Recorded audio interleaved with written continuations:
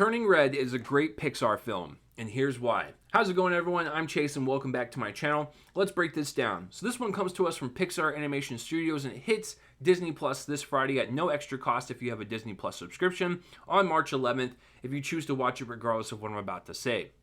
So going into it, super fan of Pixar. There you go, super fan of Pixar. I was 5 years old when Toy Story came out, so like that was my jam. I loved it to death, and then just seeing the company grow throughout all these years and seeing them mature with each film and just becoming thematically richer as an adult when you watch these versus when you were a kid, you just start to appreciate them more, and they have more emotional weight to it, and they definitely tug at the heartstrings more, and they're just really just powerful storytelling. And then you can show your kids that, and then they can become fans because of the animation and the voice performances and the humor. They can like it on that front, and then once they get older, they can start to appreciate it in the same way. Then they have kids, and the cycle starts all over. So Pixar is a generational company, and I absolutely love that. They just keep getting better and better. So with Turning Red, I remember watching the trailer, and I was like, this looks like a cute coming-of-age film. Cool. I love it. It's from director Domi Shi, who directed the Bao short film from Pixar. I think that debuted him from Onward? Soul? I don't even remember. It's been so long at this point. And of course, being in the pandemic, your perception of time is just way off. But anyways, I thought she did a really great job on that short film, really utilizing the minimalization of dialogue and just using visuals as a form of just storytelling, and really just showing perspectives from multiple characters without saying hardly anything. And I thought that was really, really wonderful. And I thought one of their better ones, if I had to rank them. So a lot of great components going into this. And I watched it and I liked it. And I was like, I don't know how anyone could hate this. It's a wonderful coming of age film. And it tells it in such a unique way where, if anyone that's a preteen that watches this movie, they will watch it, and I think they will understand the feelings that they are going through as well. It's something we can all relate to. Yes, the main girl is 13, and there's definitely a lot of metaphors for womanhood and just how a woman's body changes over time.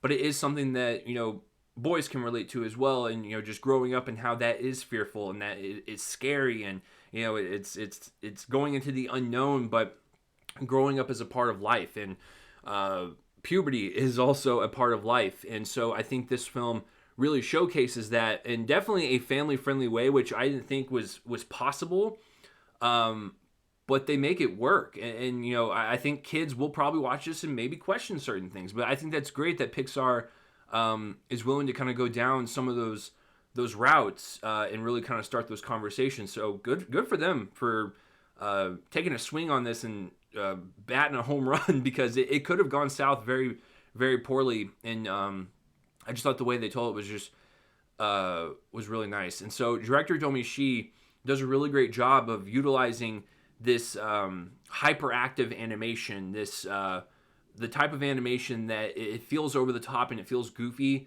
but given the subject matter and like what the main character turns into, which is a giant red panda, that makes sense to make it a little bit more fantasy driven. And the animation is definitely some of the faster kind of Pixar animation I've seen in a while, where every character just seems like they are hyper all the time. But it adds such a unique personality and energy to it that I think really reflects the main character, Mei Lee, who is also kind of this quirky, creative, and kind of just friendly person. And I think the animation style matches her personality. So a great job picking that out directing wise, because that's just stuff that we don't even think of, but that's the way I kind of interpret it. And then also the actual story, and just seeing how it plays out, and seeing Mei Lee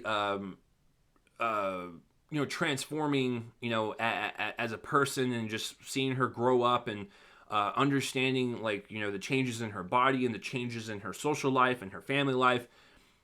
Watching all of that, it was funny. It was very sad. It was touching.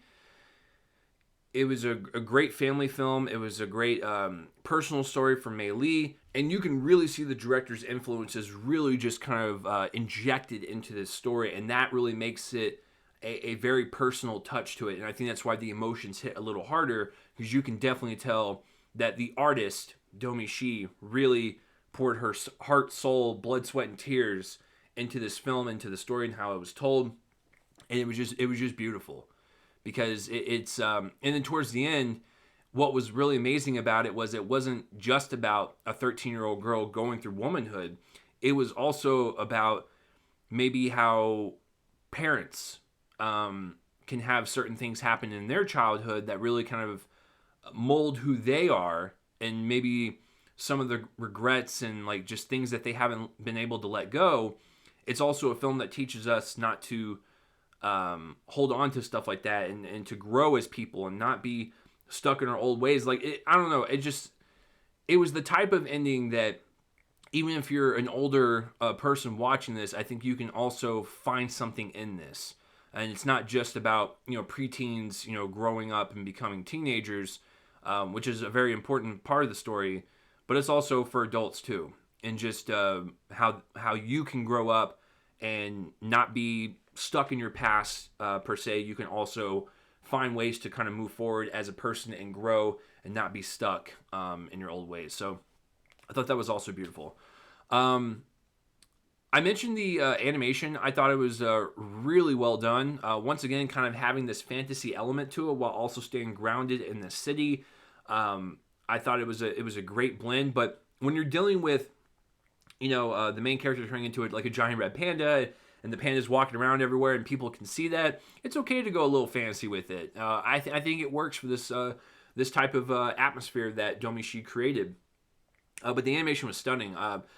What I like about Pixar is that they're slowly becoming realistic, like photorealistic with their animation. The hair, the textures, the environments all look super real. It is super creepy. The like character designs aren't there yet, but they will get there to a point where like we're looking at faces that are going to be so photorealistic, it's going to look like it's real people in these movies. So they're getting there. But the animation in this one is quite stunning, and I think really adding that fantasy element to it really just makes the animation pop a little bit more. It's super vibrant. The music is also really well handled, really tapping into each scene, whether it be an awkward comedic scene or an emotional rift in the storytelling. It just plays into it, and I really enjoyed it. It takes you on a ride. And the voice performances, I think are some of my favorite from Pixar. They feel like they don't even feel like they're people talking in a recording booth. They really don't. Rosalie Chang plays Mei Lee. What a breakout performance! Being the lead character and not making it feel like I was listening to, like I said, someone in a recording booth. I saw Mei Lee on screen. And because she added so much life and personality and character into the way she worked her voice, and just the energy that she had, and how it played into the dialogue, and when there was certain scenes that required a dial back in tone, like she would also dial back in her voice. It was the type of voice performance that really just played really well to the beats of the story and the beats of her character, and it was outstanding. I haven't seen a voice performance in an animated movie like that in a very long time. So I think she's a breakout star. And then Sandra Oh is also in it. Wonderful. I love hearing her pop up in movies. She definitely has like that motherly voice, that parental figure type of presence, where like when you listen to her talk, you want to sit down and listen, because she's about to tell you some great advice. But I thought she did a great job. And I thought everyone else, once again, just provided so much to the environment and the atmosphere of the animation. I thought everyone did a killer job. But I cannot stress enough how the main character, played by Rosalie Chang, it blew me away. I would say it's on par with something like a Tom Hanks as Woody, where you watch the movie and you're like, that's not Tom Hanks, that's Woody. That is a toy. With this one, you can look at me like, this is a 13-year-old girl discovering who she is and growing up. Like, that's the way I felt. So yeah, I think that's about it. But it's just a really wonderful film, and I think if you were into Pixar, like I think you should just watch this regardless because I want to know different people's perspective on it. But this was definitely a journey that all of us can take, reflect on, or if you were in the age group that this story is being told with, you might feel comforted knowing that, like, yes, growing up is scary. Your body's going to change. That stuff is going to be scary too, but it's going to be okay. And it's just a part of life. And, I think that's why this film just works, because it hits all different spectrums of all age groups. And I think that's really wonderful. So I think another great film from Pixar. So what did you think? Let me know down below what you thought of Pixar's Turning Red. Whether you loved it, hated it, thought it was okay. I would like to know your thoughts. But that will do it for this review, guys. I'm Chase Lee, and tune in next time for whatever I review next. I will see you guys later.